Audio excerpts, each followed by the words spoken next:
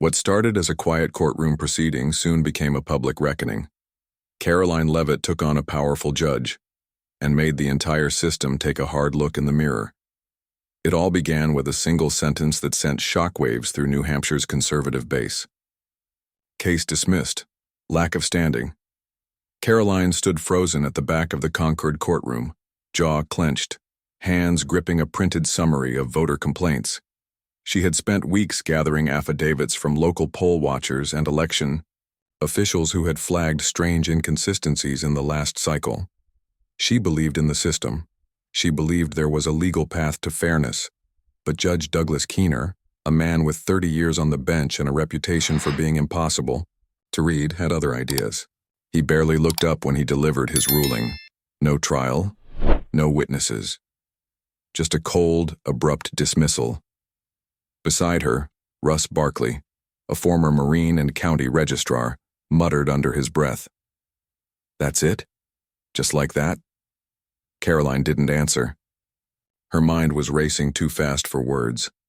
Outside, a few local reporters hovered in the parking lot, scribbling notes without real interest. The major networks hadn't even bothered to show up. Only one reporter, a young woman from a local AM radio station, approached her with a microphone. "Ms. Leavitt, any comment on the judge's ruling?" Karoline met the reporter's gaze, her voice steady. He didn't dismiss the case because the facts weren't strong. He dismissed it because he didn't want to hear them. She paused, then added, "We're not done." It wasn't bluster. It was a promise. That night, in her kitchen in Rye, Karoline replayed the judge's words on her phone over and over. Lack of standing. It didn't sit right. Not just because the case was over, but because it felt preordained, like the decision had been made long before they ever stepped into that courtroom. Her father, George, leaned against the counter, arms crossed. "You're not going to let this slide, are you?" Karoline didn't look up. No. There was something off about Judge Keener, about all of it.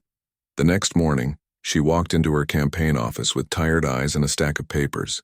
She dropped them onto the table. "I want every decision Keener has made in the last 5 years." Taylor, her staffer, blinked. "All of them?" "Yes. And I want to know who his clerks are, who he's had dinner with, who's donated to his retirement fund. Everything. This wasn't about revenge. Not yet. It was about answers. But answers in politics are never clean. And what Karoline uncovered in the following weeks made her stomach turn. Judge Keener had once worked at a firm that quietly lobbied for out-of-state political groups.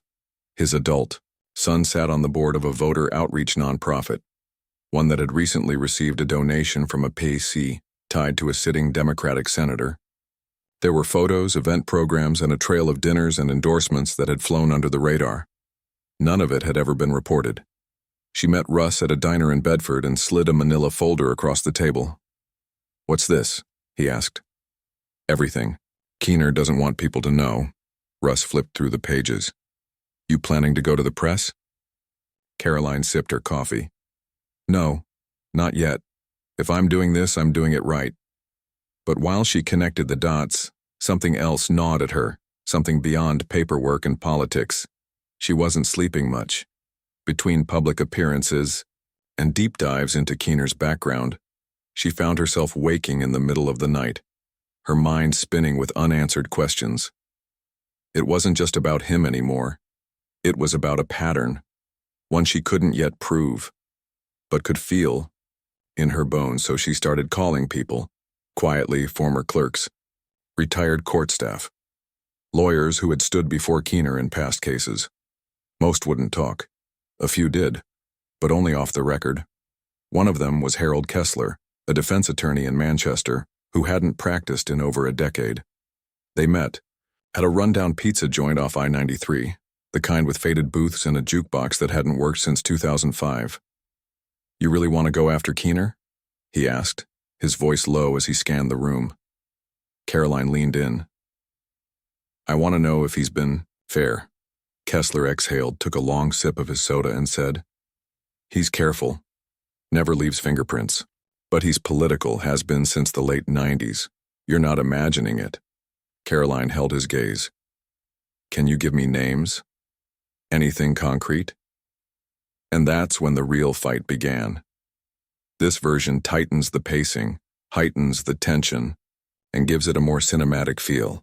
Let me know if you want any refinements. No, he said, his voice low and firm. But I'll tell you this, he keeps his distance for a reason. His hands might be clean, but his friends aren't. That night, back at the office, Karoline called Taylor, Jenna, and another aide. She spread out the binders, donor maps, event records, and court rulings that all seemed to lean in one direction. It's not enough for an exposé, Jenna said cautiously, flipping through the notes. But it's enough for a storm. Karoline nodded. We're not publishing anything, we're going to force his hand. How? Taylor asked. She smiled. Pressure. The next morning, Karoline recorded a controlled video for social media. No dramatics, just her, speaking directly to the camera. There's a judge in New Hampshire who believes people like you don't have the right to question elections. He dismissed the case without hearing the evidence. He said it didn't matter. But we found something, patterns, connections, bias, and now we're shining a light on all of it. She didn't name him, not yet. But the message hit hard. Within hours, her inbox flooded. Supporters, skeptics, journalists. Some wanted to help, others demanded proof. She was ready for both. Then, something unexpected happened. A woman named Dana reached out through a secure email. No last name. No introduction. Just, I used to work in the state courthouse. I saw things. I'll talk. They met in a church parking lot outside Laconia late on a Thursday afternoon. Dana, wiry and in her 50s, had tired eyes and a nervous energy that made Karoline lower her voice. He met with lobbyists, Dana said. Not in chambers, outside, quiet places, coffee shops in Portsmouth, always with the same guy, Tommy Belt. Karoline's pen froze mid-scribble. The donor, Dana nodded. And one other person, a woman, blonde, works for a firm in Boston. Can you prove it? Karoline asked. Dana hesitated. Then from her coat pocket she pulled out a folded receipt and handed it over. He never knew I saw it, but I was there. This was the night before a major ruling, the one that gutted the election audit bill. Karoline unfolded it. The date jumped out at her, 2 days before Keener's decision in another high-profile case. A case that had blocked deeper ballot inspections across the state. Why now? Karoline asked. Dana's voice wavered. Because someone needs to care. I thought it would get better. It didn't. Karoline left that church parking lot with a crumpled receipt and fire in her chest. The meeting hadn't given her everything, but it had given her what she needed most. A thread to pull. She started with Tommy Belt. His name had appeared before, buried in donor lists tied to a super PAC registered in Maine. But Dana's tip pushed him to the front of the line. Tommy wasn't just any donor, he was a connector. A man who arranged private dinners between judges, attorneys, and operatives who kept their hands clean but always seemed to walk away with favorable rulings. Her first call was to Anthony Becker, a former state senator forced out of politics after exposing campaign finance violations. Now he lived quietly near Nashua, mostly off the grid. I know who Tommy is, Anthony said. But you won't find him in headlines. He works in shadows. He throws big checks at low-profile names and expects loyalty. Quiet loyalty. Karoline pressed. You don't have lunch with Tommy by accident, Anthony said. If Keener met him, it's because they were both in on something. It wasn't proof. Not yet, but the pattern refused to go away. Her office walls slowly transformed into a web of timelines, events, and faces. Red strings connected names across corkboards. To outsiders, it looked like paranoia. To her team, it was starting to make sense. Then came the break. Jenna, the aide handling donor data, found a PDF buried in an old campaign finance archive, an RSVP list. A dinner, 3 years ago, Blackbrook in Keene, hosted by a think tank, listed attendees Tommy Belt, a Boston-based election consultant named Madeline Rowan, and Judge Douglas Keener. Karoline stared at the file, pulse pounding. He was there, she whispered. They were all there. They searched for photos. None. No tweets, no tagged images. The event had been scrubbed from public record, but the document was enough. Karoline picked up the phone. She called a columnist. It was time. Someone she trusted. Daniel Reed from the National Report had been skeptical of Karoline before, but he respected her persistence. I don't do hit pieces, he warned over the phone. This isn't a hit, she replied. It's a pattern. And I'll show you every page. The next day they met. Karoline arrived with 2 boxes, documents, receipts, statements, archived filings, names connecting in places no one had bothered to look. For 3 hours, Daniel pored over the evidence in silence. Then he looked up. You've got smoke, he said. If we can find fire, we've got something real. He agreed to run the story, but carefully. No accusations, just the facts, laid out with dates and details. That Sunday, the article dropped. Questions. Mount around judicial conduct in election integrity case. It didn't accuse Judge Keener outright, but it raised a crucial question. Why was a sitting judge dining privately with political consultants shortly before ruling on cases tied directly to their agendas? The story spread like wildfire. Talk. Radio picked it up. Local news anchors invited Karoline for interviews. Social media erupted, some attacking her, others defending her. But one thing was clear. No one was ignoring her anymore. And then, the courthouse itself reacted. An anonymous clerk leaked an internal email. Judge Keener had canceled court for the next 3 days. Karoline sat in her car, staring at the dashboard. Her mind buzzed with possibilities. He's hiding, she whispered. But, just as she prepared to take the next step, something unexpected happened. Someone from Keener's inner circle reached out. The message came through a burner email. No signature, just a single sentence. I can't defend him anymore. You were right. Attached was a photo. Karoline opened it slowly, her breath catching as the image loaded. It was grainy, clearly taken in secret, but unmistakable. Judge Keener, seated at a private table in a quiet Portsmouth restaurant. Across from him, Tommy Velt and Madeline Rowan. A server approached with wine. All 3 looked relaxed. Comfortable. The timestamp? 6 days before Keener dismissed the election integrity case. This wasn't coincidence. Karoline forwarded the image to Daniel Reed with a simple subject line, "Here's the fire." Within 24 hours, the National Report published a follow-up. Private dinner between judge and political donors raises questions of judicial bias. The photo was front and center. The reaction was instant. Local radio lines flooded with callers. TV, anchors brought in legal analysts. People who had never cared about courtrooms were now debating judicial ethics in grocery store lines. Keener's office scrambled. They released a weak statement, calling the dinner a chance encounter, insisting no case-related discussions took place.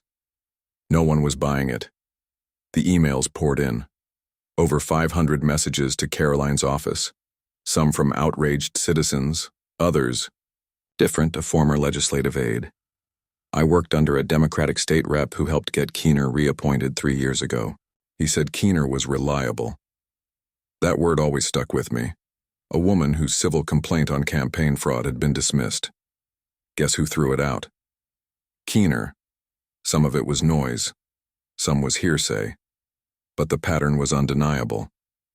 This wasn't just about one ruling. It was a culture, a system, one where certain people operated with quiet permission.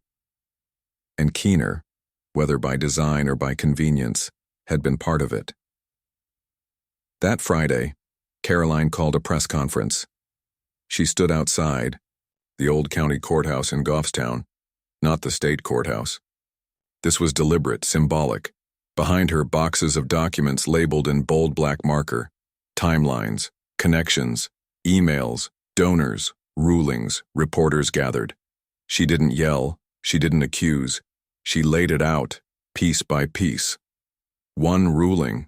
Maybe that's coincidence. She held up a folder. 2. You start asking questions. But when it becomes a pattern, when you trace decisions to meetings, meetings to donations, donations to direct benefits, she let the silence hang. That's not coincidence. That's corruption with a polite face. A pause. Then, I don't care who you vote for. This isn't about party. It's about trust. And when our courts lose that, everything else starts to fall. It wasn't just her words. It was the weight behind them. She wasn't grandstanding. She was making sure no one could look away. She wasn't just making accusations. She was building a case, piece by piece in full public view. The press conference aired on every local station, and by the next morning, a clip of her speech had made it onto national television. Conservative commentators praised her persistence. Independent outlets respected her restraint. She wasn't making it personal, just laying out the facts. But Keener's camp didn't stay silent for long. By Monday, his attorney had filed a cease and desist letter accusing Karoline of defamation and demanding a retraction. The document was filled with legal threats but noticeably absent of any real denials. Karoline's legal advisor skimmed the letter and chuckled. "Classic bluff," he said. "He's trying to scare you, but if this goes public, we might finally force an ethics probe." That same afternoon, Taylor walked into Karoline's office holding a printed email. "You're not going to believe this. It was from the Judicial Conduct Committee. They were opening a preliminary inquiry into Judge Keener's conduct, Zhao." The story exploded. Karoline realized this wasn't just about taking down one man. It was about whether the system had the courage to clean itself up. Keener didn't show up to court for the next 8 days. His docket was quietly reassigned. His chambers, once bustling with clerks and legal aides, stayed dark behind closed blinds. No official explanation was given, but the whispers spread. Attorneys started requesting alternate judges. Clerks spoke in hushed tones. The silence wasn't respect. It was tension, thick enough to feel through the marble walls. Meanwhile, Karoline was everywhere. Fox, Newsmax, even a few skeptical centrist outlets brought her on for interviews. Her message never wavered. This isn't about a political win. This is about restoring basic faith. The louder she spoke, the stronger the backlash grew. Anonymous accounts flooded her inbox with insults and threats. Someone leaked her home address. Protesters gathered outside her house, waving signs that accused her of attacking democracy. Her father didn't flinch. He stood at the edge of the driveway, arms folded, daring anyone to take a step onto their lawn. "Let them hold signs," he muttered. "They're mad because they're scared." Karoline didn't back down. She hired security, ignored Twitter, and kept pushing forward. 2 weeks after her press conference, the Judicial Conduct Committee made their first public statement. They confirmed they were reviewing whether Judge Keener had violated ethical standards by failing to disclose relationships with political donors and consultants before issuing key rulings. One word stood out in headlines: undisclosed. Suddenly, politicians who had once praised Keener started dodging questions. Local leaders who had taken donations from Tommy Vell scrambled to return the money, claiming they had no idea about any wrongdoing. Karoline watched the slow unraveling with quiet resolve. She wasn't celebrating, at least not yet. For every victory, there was another pushback. One night, she and Russ sat on a panel at a packed VFW hall in Pelham, discussing election security. The audience was a mix: skeptics, supporters, old-timers, and young parents. An older man in the back stood up during the Q&A. "I voted for 50 years. Never missed an election. I don't care if someone's a Democrat or Republican, I just want to know, how do we stop this from happening again?" Karoline took a breath. "By making noise," she said. "By refusing to let things stay buried. When you see something, speak. When people try to silence you, get louder. Systems don't fix themselves. People fix them. People like you." The room erupted into slow, steady applause. Not wild, not performative, but firm. Agreement, not excitement, but not everyone in a. That room was clapping. Back in Concord, Keener's legal team was on the move. They filed a motion to dismiss the ethics investigation, claiming public bias and political defamation. It was a desperate move, and it failed. The committee denied the request and moved to the next phase. Formal review. That meant testimony, witnesses, documents.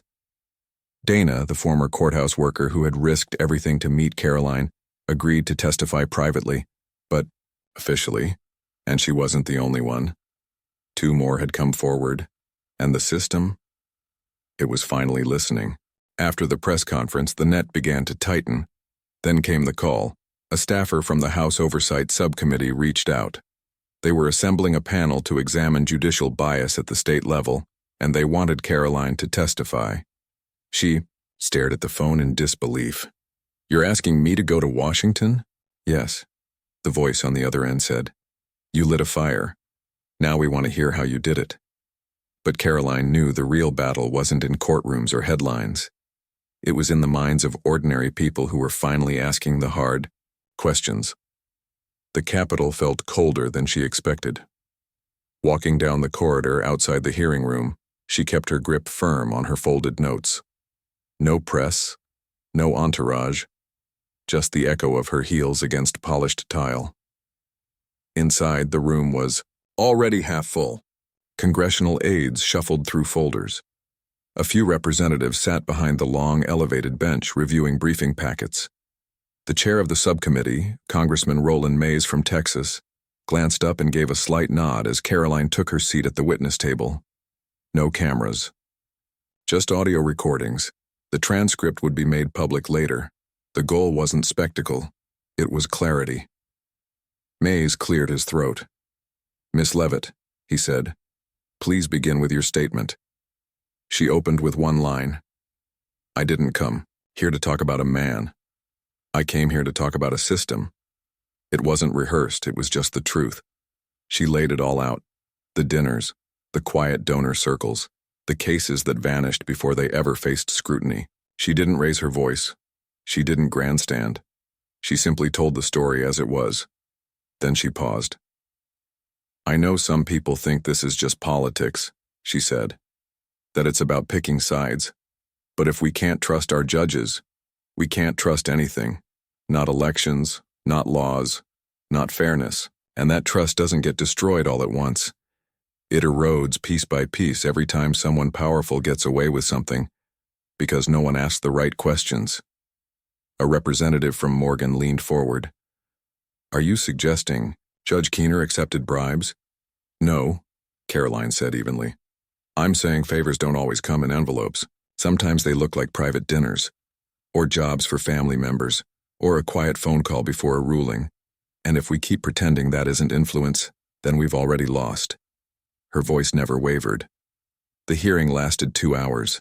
The questions came, some supportive, some skeptical, but Karoline never lost her footing. When it was over, she gathered her papers and walked out. No applause, no flashing cameras, just a long hallway and a woman who had told the truth even when it cost her. 2 days later, the Judicial Conduct Committee released its findings. Judge Keener had violated multiple ethical standards, engaging in a pattern of inappropriate relationships with political donors and consultants who had direct stakes in court proceedings. He was given a choice: resign or face formal charges. He took the easy way out. The media exploded. Some hailed Karoline as a hero. Others accused her of being power-hungry, but the facts stood on their own. In Concord, the headlines faded within a week. People moved on. But something had shifted. Quietly. Permanently. Karoline didn't return to the courtroom. She didn't need to. Instead, she went back to Rye. Back to her kitchen table, where it all started. She opened her laptop and began drafting new legislation, one that would require all state judges to disclose meetings with lobbyists and political consultants. No exceptions. She called it the Transparent Bench Act. A few weeks later, at a town hall in Dover, she stood before a crowd and said, "You don't change the world all at once. You change it one truth at a time." An older woman stood up. "Do you think it made a difference?" Karoline smiled. "I know it did. Because next time someone tries to make a decision in the dark, they'll think twice. What began with a dismissal ended with accountability, not just for one judge, but for every citizen who had forgotten that their voice mattered. If you believe in truth, if you believe in fairness, real fairness, then speak up, Karoline said, because staying silent doesn't keep the peace, it keeps the problem.